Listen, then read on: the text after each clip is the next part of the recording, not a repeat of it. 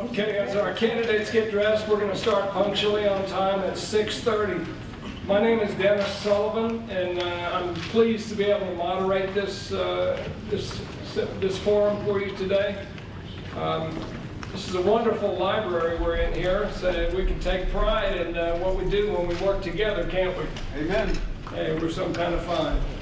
All right, the facilities are pretty self-evident. The bathrooms are outside. They're 2 in number, pairs, one here and across the foyer.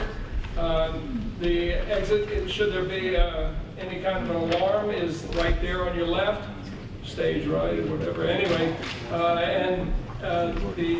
just don't get in the elevator if you ever hear a fire alarm. So we're the Acadian group of the Sierra Club, and we're folks who like the outdoors and want to see it preserved for future generations. We formed a committee this summer, and we've been working over the summer on getting some questions together, because really we want to find out where the people, the candidates for our city parish president, want to take our community. So we're going to let them tonight use the questions that we gave them to nail their planks down a little more firmly so we know where they stand. We do this as a public service, and it's a nonpartisan forum. So please remember that. If we step out in any way on that, let us know. Candidates were given the questions in advance. They're here tonight to share with us their views, so we can decide who we want in office. We were outlining how things were going to go, and I said we'd flipped a coin, and my wife Deborah said, "You don't flip a coin, you just choose one of them, and then you go from there." So that's how we're doing it. You get used to that after a while.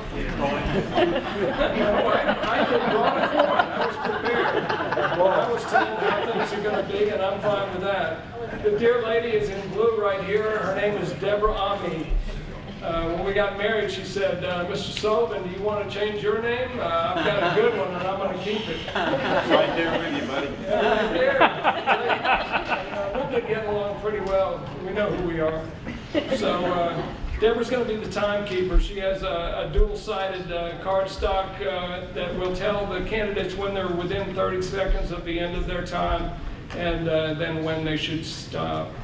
90 seconds is how we decided. The candidates were given the questions, and they've had a chance to work up their responses to remain within the timelines. Audience members are invited to fill out a question card and turn it in at the back table. If you fill one out as you think of something along the way, you can get one now and be ready to write it up. Just kind of hold it up where somebody can see it, and they'll come and grab it from you. We'll piece through them to make sure that we filter out all the weirdos that are in the audience and go from there. We'll do that at the end of the 10 questions. Like the 3 coteries that did the first forum in early September, we're going to skip the biographies. You can find out about these 2 candidates, and you can meet them at leisure afterwards. So, without further ado, let's start. To my left, and in alphabetical order, we're going to start with Joel Robideau. And the other candidate is Dee Stanley, as you know. So, question number 1 concerning the Evangeline Thruway. There's been a great deal of discussion on plans to upgrade the Evangeline Thruway to interstate status, even though an affordable route along the Tesh Ridge may exist. Many citizens are concerned about the numerous negative aspects of this upgrade, such as the disruption to the downtown development area, the displacement of many homes, businesses, and historical sites, a path over a toxic waste site at the old railroad yard, and the negative impact to adjacent wetlands as the east-west airport runway will need to be pushed into the swamp on the backside. What would your position be, Mr. Joel? All right, I think I got the mic turned on. Great. I appreciate the question, and as a state legislator, we you know, worked on the I-49, both north and south, to try to get the funding for that. And we did something unique that doesn't always happen in Baton Rouge, because everyone's usually pretty parochial and say, you know, we have this unclaimed property money that was to go to I-49, and so everybody would get a little piece of it. And the treasurer came to the legislature and said, look, this would work much better if we actually used all of that money to finish out the north part and give them all of the unclaimed property. And then, once that's completed, take the balance of that money and start using it annually for the south part. And typically that doesn't have much of a chance in Baton Rouge, just because everybody wants to hang on to the little bit of pockets of money that they may or may not have. But we went ahead and did that, and I-49 North got completed, which then means that now we have that money available for south. And the question specifically asked about the I-49 connector, and then also about the Tesh Ridge route. And I've been in Baton Rouge now for the 12 years, and we've had that discussion, but over and over again we've been told it will delay the process by a decade or more if we go back to the federal government. And so recognizing that government works as slow as it does, I think it's important that we push forward, and local government's responsibility is to make sure that we do it in a way that has the least impact and doesn't divide the city further than the thruway does. And that would be my answer. I think the vision of the connector can be divided into two segments. One of those are the overpasses and the flyovers that have to deal with the major intersections and the crossovers. Thinking of Albertsons Parkway and that construction that is happening now would be one of them. Vero School would be another. I think, and then Kali Saloon, and then onward as we get toward the more sensitive part of the connector. I think those, and I think that's what the state is looking at, and we're looking at a combined project potentially with the state as it relates to Vero, that those can be built with minimal impact, and they're affordable, and they have a positive traffic impact now. Instead of spending $2 billion, you spend 30, 40, 50 million for each segment of independent utility. And then regardless of whether the connector gets built or not, you're left with things that work to be able to move traffic. We should know all about that. Mike Foster did it when he was governor. He built 7 of them in the parishes to the south. As it relates to the connector, nothing really good happens under elevated structures. Think of the West Bank Expressway, Claiborne Avenue, Beaumont, Texas, Shreveport. We have to let sunlight get down there, and we have to build structures and engage the community. State DOTD assures us that there is going to be community outreach over the next several years to look at what type of structure will be built.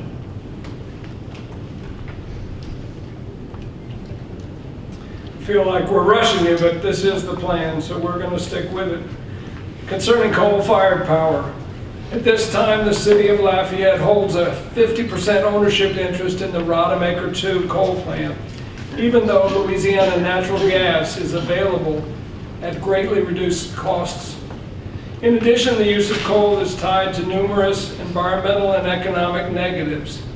If the city were to sell its ownership interest in the coal plant, it could leverage that funding by investing in a more efficient and eco-friendly, Lafayette-located combined cycle gas plant.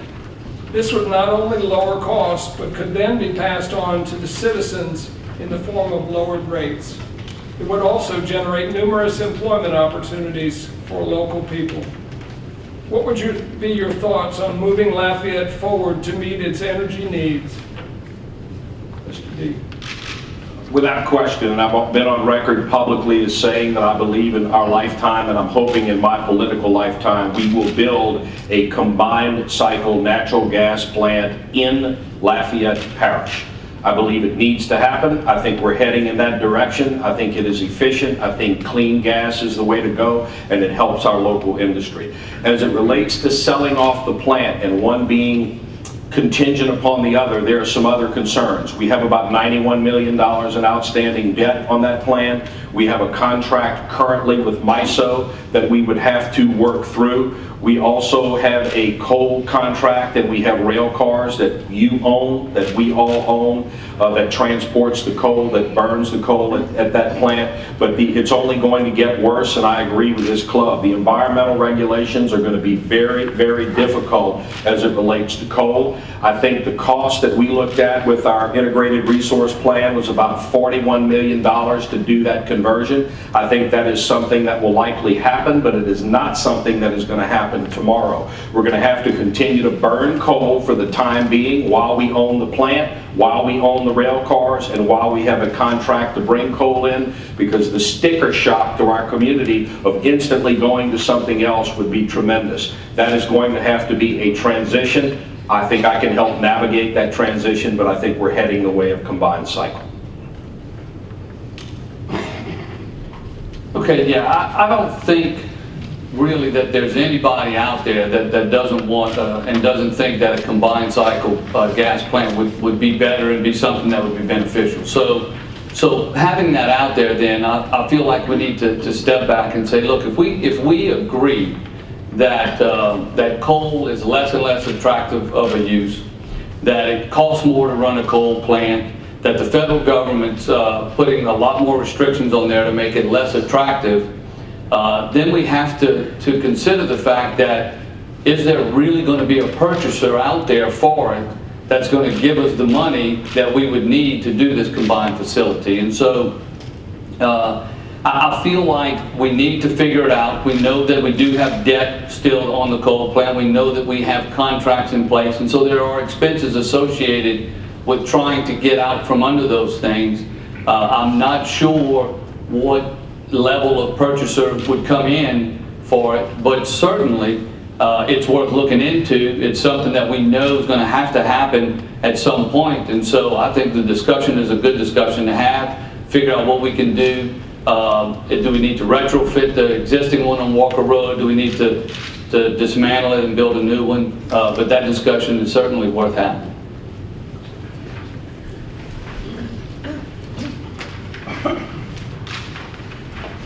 When you see the next question, you'll know that this is the work of a committee. Number 3, Lafayette's utility grid system has 4 parts to the question. Part number A, letter A, long-distance transport of electricity using alternating current is extremely wasteful. Delivery of electricity using alternating current over the 110 miles from the utility plant in Boyce to Lafayette may lose up to 50% of its power. The implementation of a direct current system could pay for itself in a short time and then result in lower power cost and rates. Part B, currently Lafayette has thousands of electric transformers using 1920s technology. They are inefficient and thus cause higher energy rates to citizens. Replacing these old transformers as they wear out with more efficient modern transformers would result in greater efficiency and lower rates. Since the life cycle of these transformers is about 4 to 5 years, the whole system could be modernized in 5 years.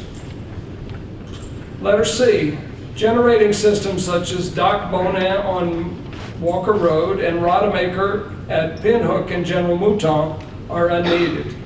Divesting ourselves of these assets could result in funding that could be used to supply electricity to Lafayette more efficiently. And finally, 3D. When the CLECO sale goes through, Lafayette will be at the mercy of a private foreign entity. Divorcing ourselves from CLECO in advance would result in funding that could be invested in a modern, efficient system. Please choose some of these and give your positions. Joel, please start. All right, I'm going to keep my glasses on just so I can make sure I have the right questions in front of me. Let me start by saying I'm not an engineer, and I'm certainly not an electrical engineer, and don't fully understand all the issues that we're going to be discussing here tonight. But in preparation for tonight's meeting, I did reach out to some folks that or outside of the system, but that have a background in consulting for this type of thing. And they questioned the loss of power percentage. They felt like that it's certainly significantly less than that, probably in the 10% range or lower, not 50. Now, I'm not willing to sit here and debate either side on it. I would just have to listen, which is one of my good qualities, and to digest all the information to see which one of those make more sense to me. About the transformers, it's my understanding that in 2010, the federal government required efficient use, it required us to use more efficient transformers, and so I think that makes sense to, as ours come off, that we replace them with new ones. The Walker Road, I've mentioned it earlier about how we would have to dismantle it probably to divest ourselves of it, and there'd be some cost associated with that. But I do want to point out that that facility, when we're in an emergency situation, that gas facility does provide the city with the energy that it needs. I made it through 3 of the 4. No, you did real good. Good luck. When the don't start the clock yet. When the questions are longer than the answers. Let me see if I can move very quickly. The DC-AC argument does have some flaws. The electrical engineers tell us that, as far back as Edison, who was the inventor as it related to direct current technology, that even he bailed on that. It is important as it relates to certain unique situations, maybe to isolate certain transmission lines. The Texas transmission grid would be an example of that. We don't think it's an alternative. Joel's consultants are right. The transmission loss is 10% or less. It's basically closer to 1 or 2% if we use the standards that MISO has set. Regarding the transformers, we have some, I think the premise is flawed. We have been participating with LUS over a number of years in transformer efficiency, purchasing transformers. We get 25 years average life on a lot of these transformers, so the 5-year, I think, limitation is flawed. Related to the Doc Bonet units on Walker Road, they're currently in suspension. They've been retired since the early 1990s. These are steam generations, so hard to find people to work on them, hard to fire them up. Imagine switching the shipbuilding industry to steam, so that's why the decision was made to decommission those units some time ago. Retirement and decommissioning costs are significant, and they certainly would require additional funding. As it relates to the LPPA, and that's the Lafayette Public Power Authority, which participates in the ownership with CLECO, we are participating in those discussions with the Public Service Commission, and as we indicated earlier, our ownership in Rotomaker could only occur, our divestiture of that, if you voted for it. It will take a public election to make that happen. And you can have 8 more seconds because I think I ran over. I'm quite impressed with both of the candidates and their willingness to work with the system as they find it. It's strong. It's strong. Okay, concerning water and sewage. Number 4, currently Lafayette citizens pay a rate of 78 cents per 100 gallons of combined water and sewage, while the Youngsville rate is only 47 cents and Broussard's is 45 cents. Do you have a position on water and sewage? Mr. D. Yes, and all you have to do is look at your water bill and see the sewer multiplier to know that it is expensive. But understand that Lafayette and LUS, as a major provider of sewer, is always under the gun with EPA and EPA regulations, as we could be. Those regulations to make it cleaner are significant, especially as it relates to our plants that adjoin the Vermilion River. I think it's a bit ironic and somewhat hypocritical that you look at agricultural runoff and the fecal coliform count that exists in our Vermilion River that is related to things that we can't control as a government.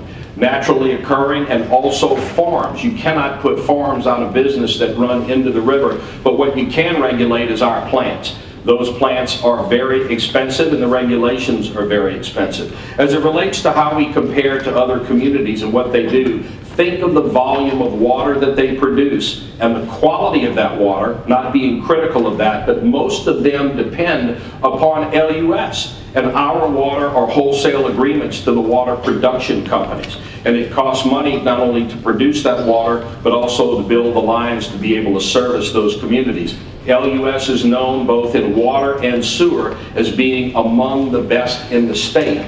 Those things cost money, and it makes it very, very difficult, especially on those on fixed incomes. But the quality of the water that we have in our community and the quality of sewer processing as it relates to our relationship with the state, lack of fines, I think is excellent, and I think we have an excellent route. I was surprised at how large of a difference it was. I wasn't aware of that. I'm certainly not the type of person that feels like they have to have an answer for everything, and so I like to study issues. I'm a CPA, so I'm a nerd in that respect, that you know, I would like to get the underlying details to make sure that I have a clear picture of why there is a discrepancy there. I feel like LUS is a well-run system, though, so I would go into that analysis, I think, with a positive connotation of LUS and the job that they do. So I don't expect to find anything out of the ordinary, but the differences in price are significant. But again, I would prefer to get a little bit more detail so I could answer that with a little better answer.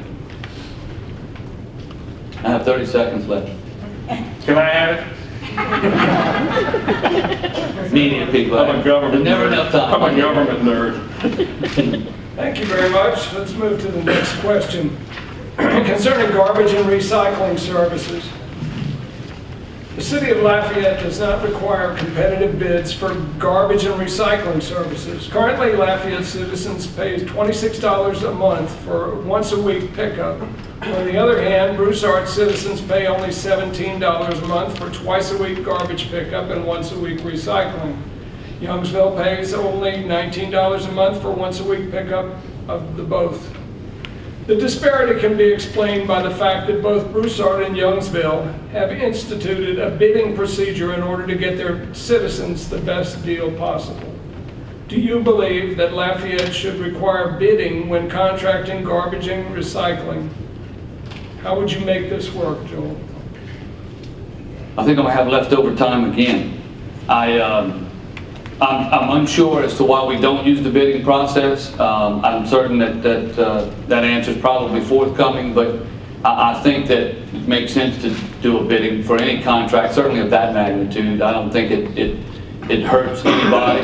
I think it helps the taxpayers to have the bidding process done, and then you analyze the contracts, and it's not always about the lowest bid, and I certainly understand that. It's about the service combined with the pricing, but I think that bidding it out is probably the prudent thing for government to do.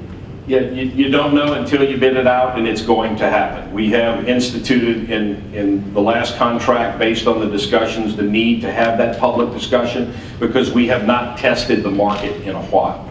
We will find out, and if we bid it out and it comes back more expensive than what has been negotiated, we will know that we are incorrect.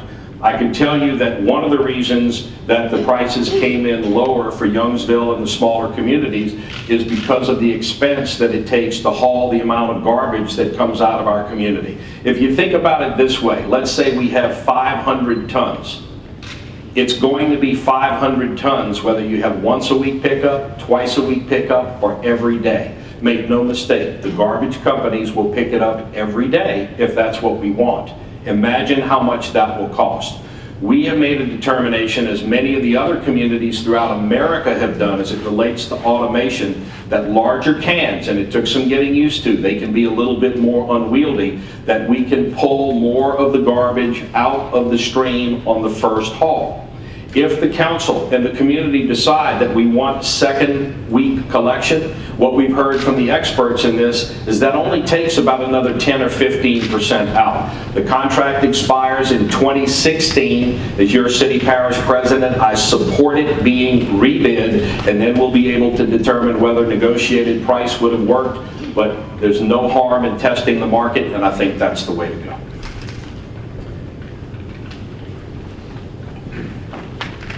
Question number 6 concerns an LUS annual meeting. Should the City of Lafayette hold an annual meeting for LUS customers in order to provide an economic report and clarify plans for the future? Will there be a car given away? The easy question is that we do have an annual meeting. In fact, we have roughly 52 meetings per year. And of course, I'm being a little facetious. We don't have one where we have sent out a notice to all of the LUS customers and then we put them in the Cajun Dome like Slemco does, and I think that's probably the reference to the car, and I don't believe, well, maybe they do give that car. It was a pickup truck, I think, one year. Government obviously cannot do that, and it's a government-owned facility. So the first answer is we do. We have our financial report when our audit is presented. We also have our budget hearings. Those are public. I like the idea, and the first I heard of it was with this group, of maybe inviting customers to a meeting just to brainstorm and discuss the potential of interaction and those type things. But it can happen 52 weeks a year. But yes, I like the idea. And the reality is that, you know, the majority of the public's not going to attend just those meetings. And so it makes perfect sense. Which is why I like doing these forums, because it's just like knocking on doors, except it's in air conditioning and not in the middle of the heat.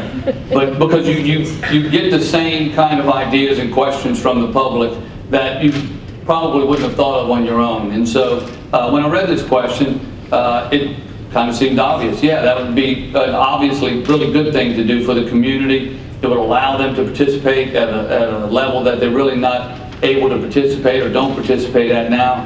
And so, you know, even allowing them to submit questions ahead of time, because there's always concerns. You know, whether whatever entity it is about government, there's always concerns about certain aspects of that governmental unit. And so I think it would allow the public to ask questions and get the answers in a much more public forum that they could actually have some participation in. So it's a great idea. And you make a good point too. If about 10 or 12% of the overall customer base attended, you would need to hold it in the Cajun Dome, because it's the only one that's big enough to be able to hold that many customers. So even if a smaller number, percentage-wise, were to participate, you'd need a pretty big building to do it. D, don't let your exuberance override the rules again, please. Yes, sir. Fair enough. I've only left 30 seconds on the table. Oh, that's right. Yeah. I defer. Thank you, sir. Appreciate it.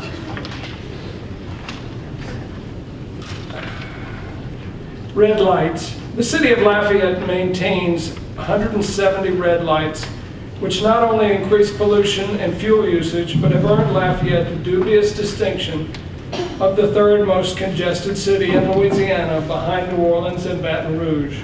Would you agree that this issue needs to be studied, Mr. Joel? Okay.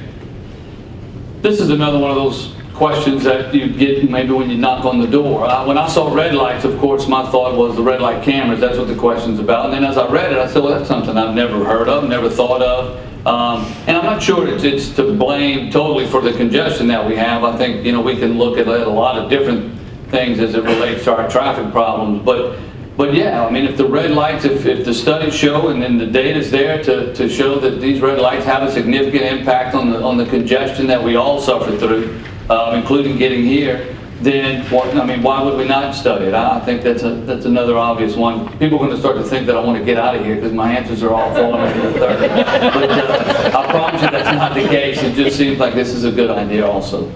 Yeah, we are studying it, and I actually thought that question may have been written by a transportation engineer, because believe it or not, they do not like red lights. If you talk to a transportation engineer, they would like to have red lights for only one reason: to resolve the conflict of two people getting to the same intersection at the same time. Other than that, they like to keep traffic moving. They don't like stop signs or four-way stop signs either. Roundabouts are one of those things. We all remember the first time we hit the one at Rue de Bellier, we said, what do we do? And now that we've gotten used to it, and we've gotten used to the one in Scott, those have the potential of replacing red lights and signal lights as it relates to conflicted movement and keeping that and keeping traffic flowing. So yes, we definitely are studying those, and why on earth wouldn't we do anything that would continue to keep us moving, getting to work on time, doesn't cost a whole lot of money, eliminates pollution from keeping us with idle time. We've also looked at commuting and commuter schedules and carpooling and those type things. But yeah, absolutely, we would be willing to study, and I can tell you our transportation engineers would love to remove as many as we can, but still keep it safe, of course. How you doing on your water supplies? You holding up pretty good? Good. Is that what yours is? Water. It's a clear liquid. Did you say you're low? I'm a little low. It's because I've been talking so long. What's the whiskey comment? This is LUS Fiber, by the way. Thank you. One of the best. I'm going to share it with both. Appreciation. I'll take a look at it.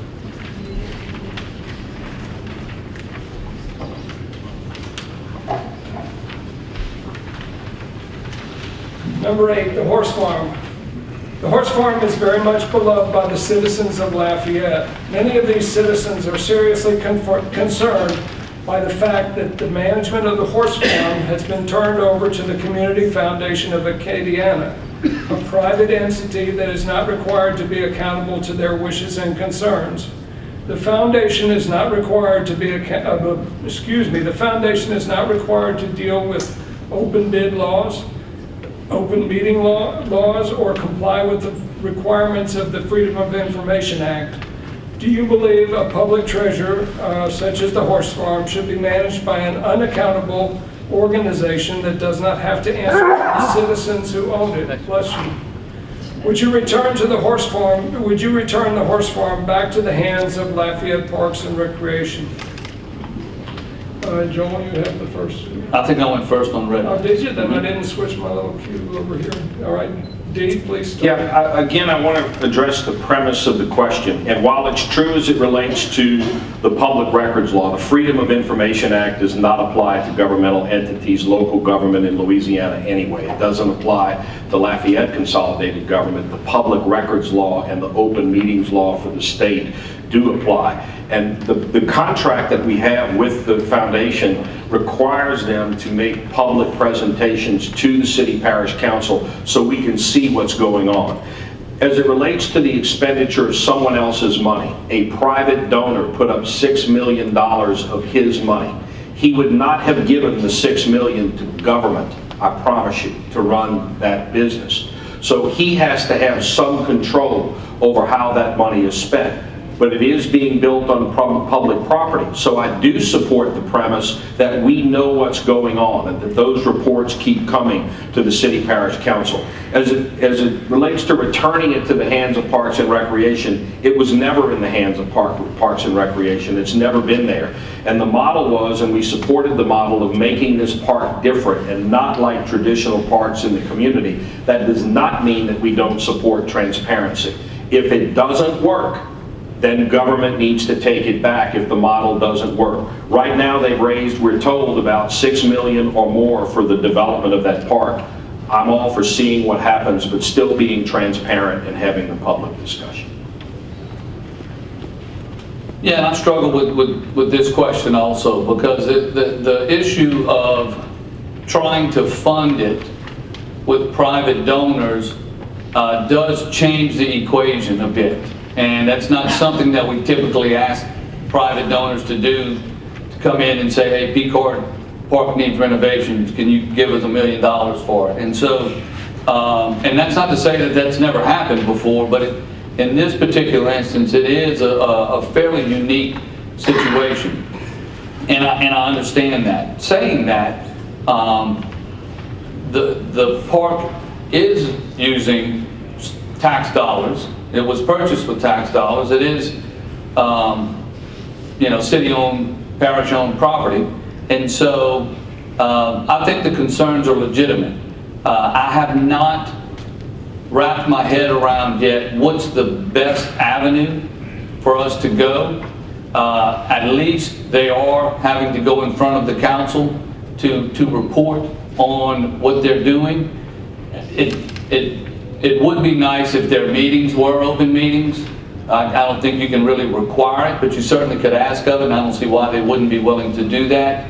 And then the bid law is an issue that probably concerns me more than anything else. And so I think it's something that can be fixed. I think it's a discussion that's warranted because there are two sides to this issue, and anybody that's ever served in government learns fairly quickly that very little is black and white. There's a lot of gray, and we need to manage through that.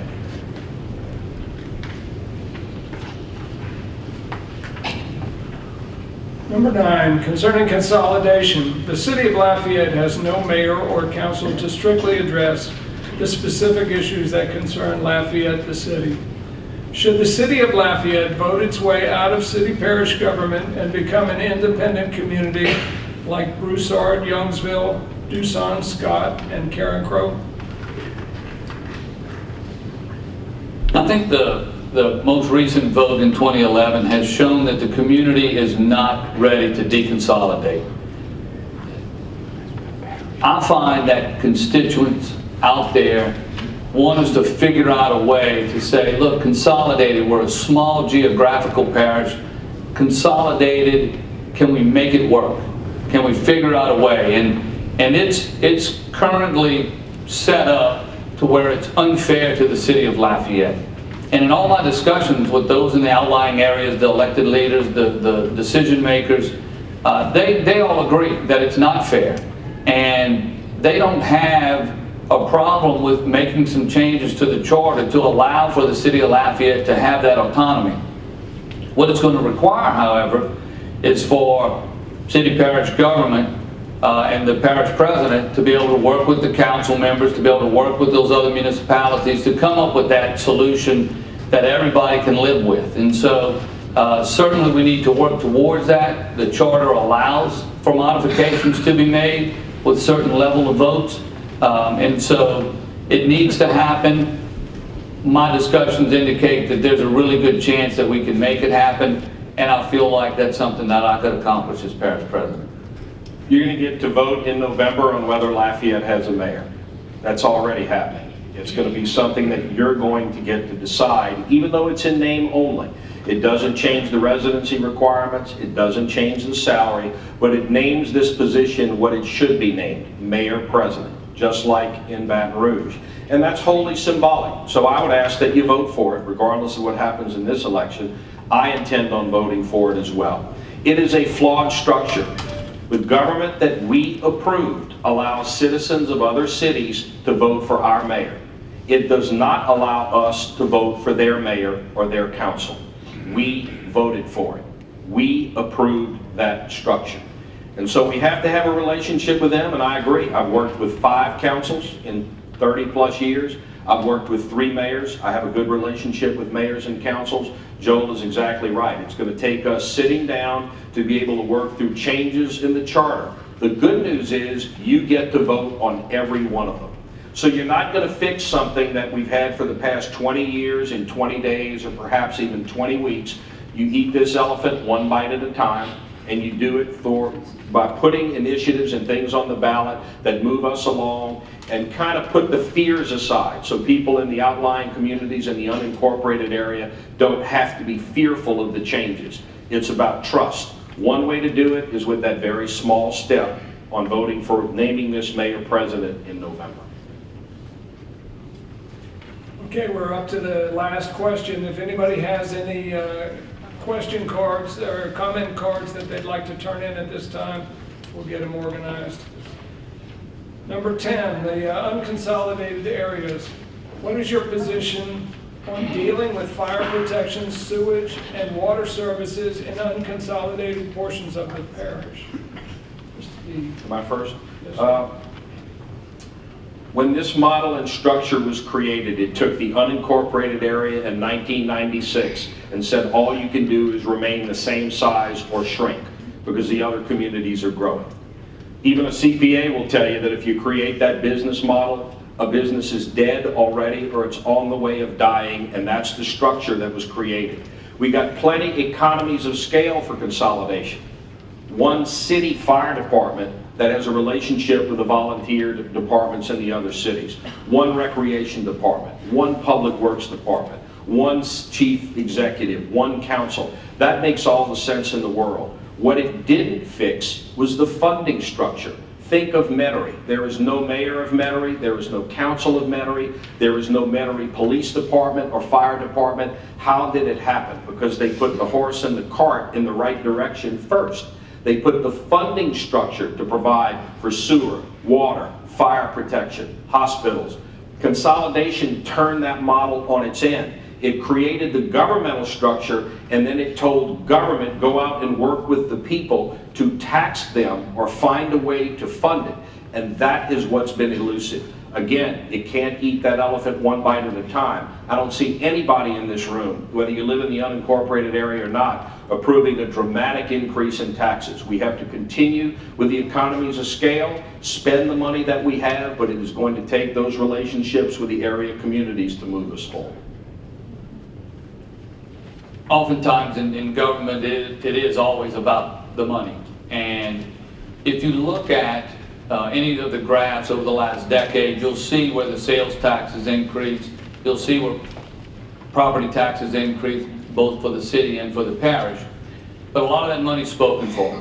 And so we really have to dig down into those numbers to say, what's it being spent on, and what money may be available out of that significant growth. And so the bottom line is we have to provide these services. I mean, we're not going to let houses burn down. We're not going to allow folks to not have sewage. And so we need to figure it out. And it is a difficult dilemma, but it's something that we have to all put our minds together, figure out a way that it's going to work, and ultimately figure out where that money is going to come from. Is it going to come from all the different municipalities that exist? Is it going to come from some increase in parish property taxes? Where is it going to come from? Those discussions need to be had, but I wish I could predict what the solution is going to ultimately be, but it's certainly a pressing issue that we all are aware of and that we're going to have to address.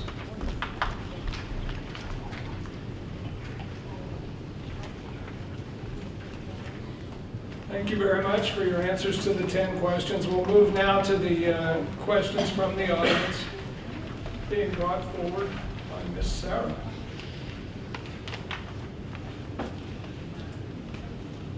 In no kind of order. Okay. The question, these all will be commented on by both candidates, please.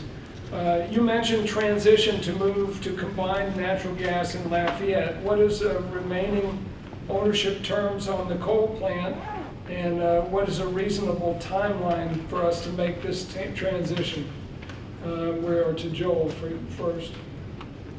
I don't know. I don't know what someone's going to be willing to pay us for whatever our interest is in the coal plant. And that's, to me, going to be the biggest piece of the puzzle to figure out how do we transition over. At the end of the day, like I said earlier, we all agree that coal is becoming less and less attractive of a fuel source.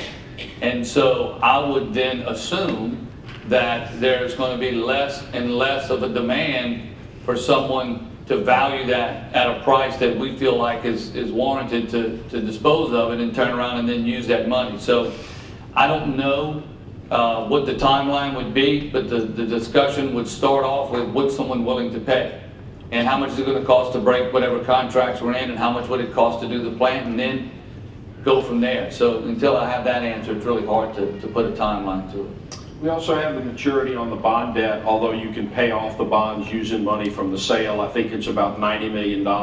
We have about $160 million outstanding in our rail transportation and also our coal supply contract. So in addition to the ownership interest that we have in the plant, we also have those interests. The conversion, our best guess when we looked at the IRP back in 2011 was about $41 or $42 million, and the conversion itself is about 3 years. So even the time of the conversion is significant. But then you also have to generate power while you're making the conversion. And that plant is our major source of power. Now, we are certainly purchasing power on the grid now, and we can continue to purchase power, but all of these things are on the backs of the ratepayers, or on our backs. The termination of the contract. Now, if you guys vote to sell it, if we were able to get to that point to sell our interest and buy combined cycle, then we would have to do the ROI and look at those numbers to see if they work. But it is a complicated, complex formula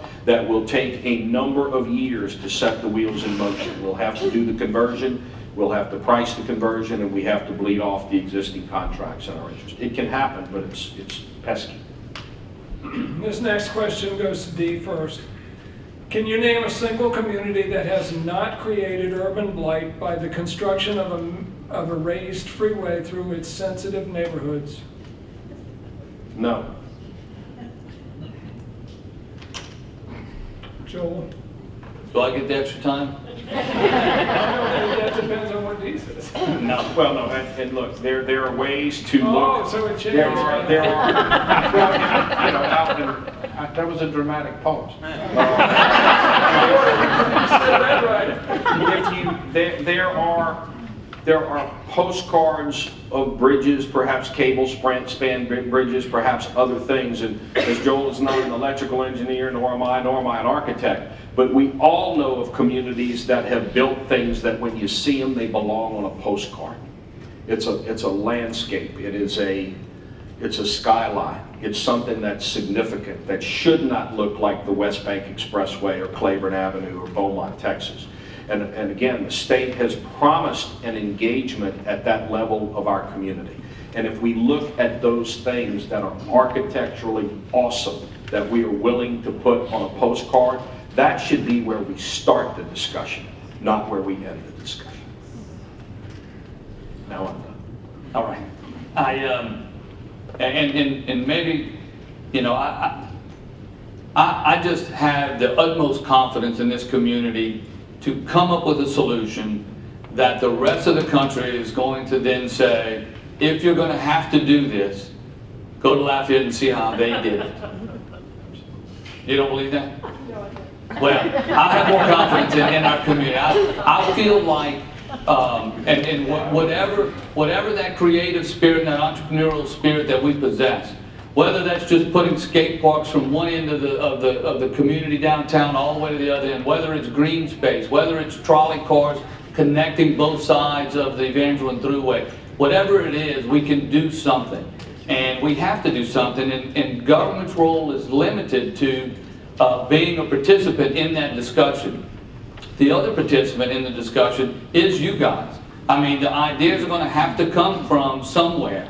And so if you just sit back and allow the engineers and whoever's the bureaucrats in charge to come up with it, then you may not be happy with comes up with it. But we're going to have a role in it. Our elected officials are going to have a role in it, and the community's going to have a role in it. The state's committed to that. I feel confident that we're going to be able to do something that's not been done before, and it's going to make people in this community proud of it, and that's just the way I feel.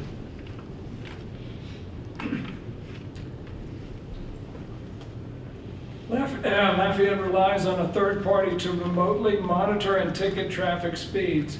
Do you support localizing these monitoring systems so that the city processes or increases the revenue? Yeah, I think I jinxed this, Steve. I brought that up in the red light question. Personally, I have no problem with the red light cameras. I feel like, hey, if I'm running the red light or if I'm speeding through town, I get a ticket, I pay it. I think I've had 3 of them over the course of my adult life since they've been here. Your government appreciates you, buddy. That's right. I'm probably one of the few that actually make the payments. And so I don't have an issue with that, as long as we recognize that, one, it's a revenue source. I'm not really convinced that it's got anything to do with safety. And if we acknowledge that, then that's fine. And then secondly, I think that the people should be able to vote on it. That's come up numerous times in the legislature. I've always supported a vote of the people. I think anytime you can get a vote of the people, then it's better. It buries the issue, it puts it to bed.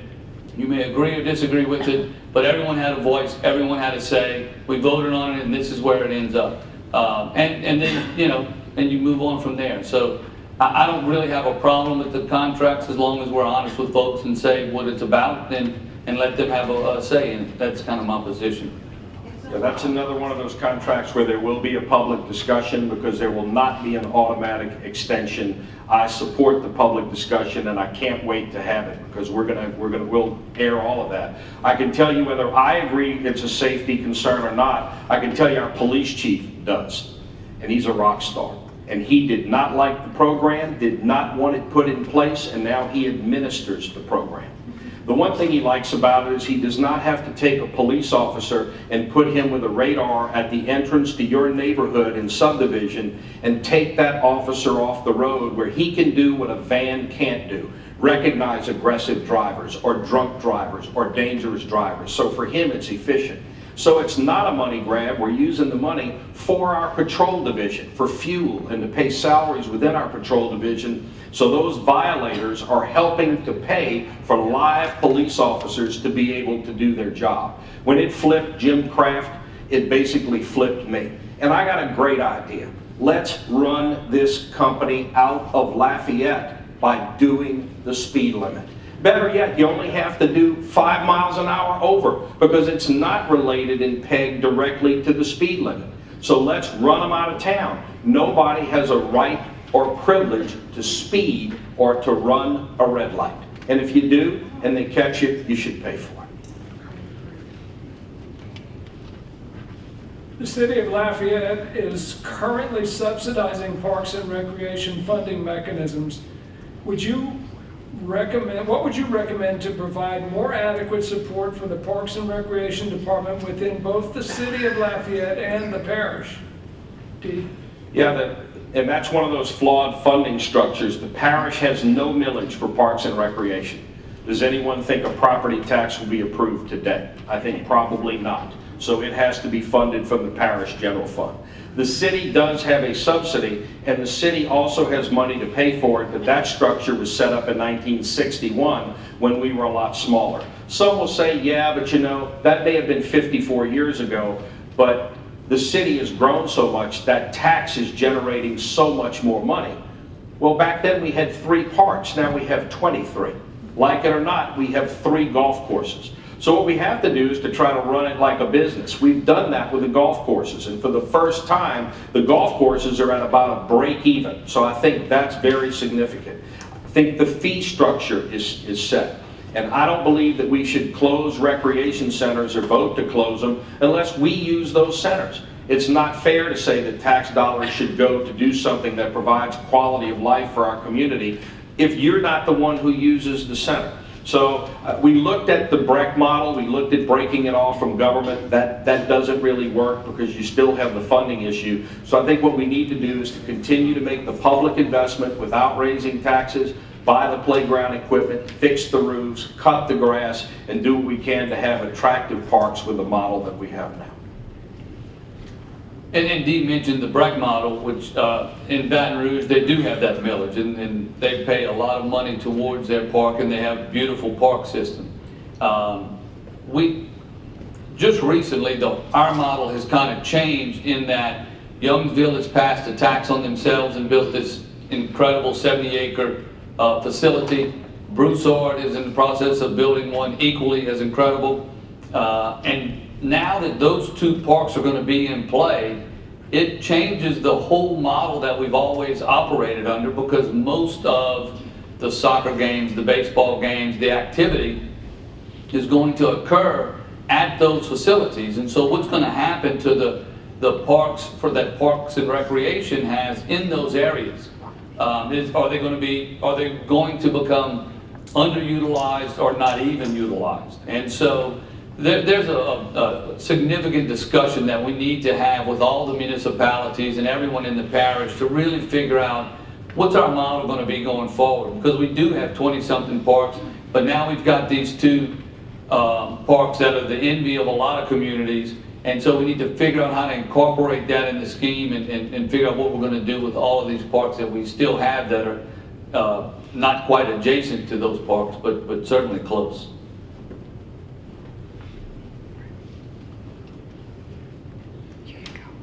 What can you do to make sure that the average citizen has access to you and your office if one has a problem with city work done on or near their property?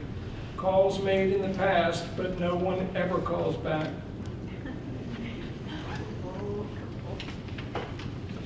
I know Dee's going to give out his cell number because he did already at one of the last meetings. 739-7871. So the pressure's on for me to give out my cell Do it, number. man, do it. But I will say this. there's still no guarantee, right, that I'm going to take the call if I don't recognize the number. So, and I think Dee can honestly say right now that our voicemail box stays pretty full, and I spend every night trying to go through and deleting to free up some space so we can take That's some what more happens calls. when you don't return calls. Yeah, well, yeah, they have to leave messages. 344-1188. Mine's easier to remember than his, but that's why I'm hesitant to give it out. But look, government can always do a better job, whether it's federal government, state government, local government. I think people expect more out of local government. The closer you are to the folks, they want to be able to reach out. We can always do a better job. Anytime someone has a concern, to log those in, to make sure that there's someone that's their job, is to make sure that there's follow-up that's done. I don't think that's a difficult ask of us. We're not asked. That's not asking a lot of us to say, hey, can you return our calls? You may not give us the answer we want, and you may not end up doing it the way we wanted you to do it, but the courtesy of a phone call back and an explanation as to why it can or cannot be done, I don't think is unreasonable in any way. So we can always do a better job. You can put mechanisms in place to track that and to make sure that it's happening. Yeah, it's not acceptable to not have a return phone call. We have just over 2,200 employees. If 99% of them, 99%, are dead on, spot on, and doing everything we need to do and operating at that type of efficiency, you do the math. I mean, we still have 20 or so people that are causing a problem or where there's an issue. There's no excuse for not returning a phone call other than volume of work. Sometimes the answer is no. Sometimes the answer is we can't do it. Sometimes the answer is it's not government's responsibility, but sometimes it is. And I think what we've tried to bring is that you are our customers. You own the company.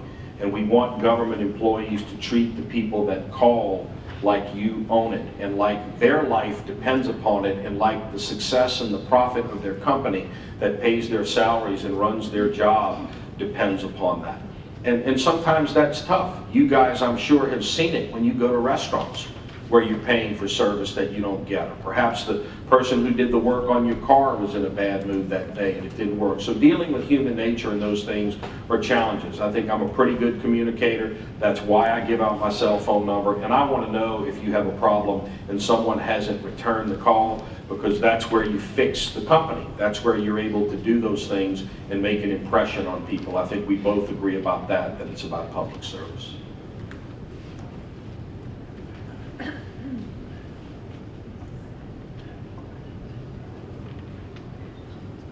I don't know whether to take another one or wrap it up. We're pretty close to the end here, so I've only had a few more, but I think we will wrap it up. I think we should give each candidate an opportunity to have 1 minute to wrap up their thoughts on the evening. I forgot who's who. I think I went first on the opening, so you want to close? Yeah, look, thank you very much for being here and asking the tough questions. For the past 12 years, I've served as your city parish chief administrative officer. I am accessible. I do care about this job. My campaign slogan or theme is let's make our best of even better. We don't make those best of lists because of government or in spite of government. We do it because of you and the people you employ and the type of things that you do and your passion and how much you care about this government. Vision comes from your heart. It pours out of your heart. I'm asking you for your vote. I'm looking everyone in the eye because I know that that's important. That should be pride from you. That should not come easily. And I appreciate for this group that it does not. And it is significant to me. It's important to me. This is an important election on October 24th, early voting on October 10th. I'm number 72. And I'm 71. Makes it easy for everybody. Any success I've had, whether it's been in my business or as a state legislator, has been because I've been able to form the relationships that are needed to actually build a consensus and to get things accomplished. And so I feel like one of the things that we can improve upon is those relationships. It shouldn't matter where you live in the parish. It shouldn't matter who you get in a fight with one day. The public ask us to put things aside and to figure out how to move this community forward. And if I have an argument with you, then we need to put that aside and we need to work on what we agree on and keep moving forward. And you can only do that with good relationships. I can have the best ideas in the world, but if I don't have the relationships to get people on board with me, then nothing's going to happen. And so I pride myself on my ability to build consensus, and I ask for your vote October 24th. Okay, that just about does it. I thank you all for your interest and for coming out. And I want a round of applause for these candidates.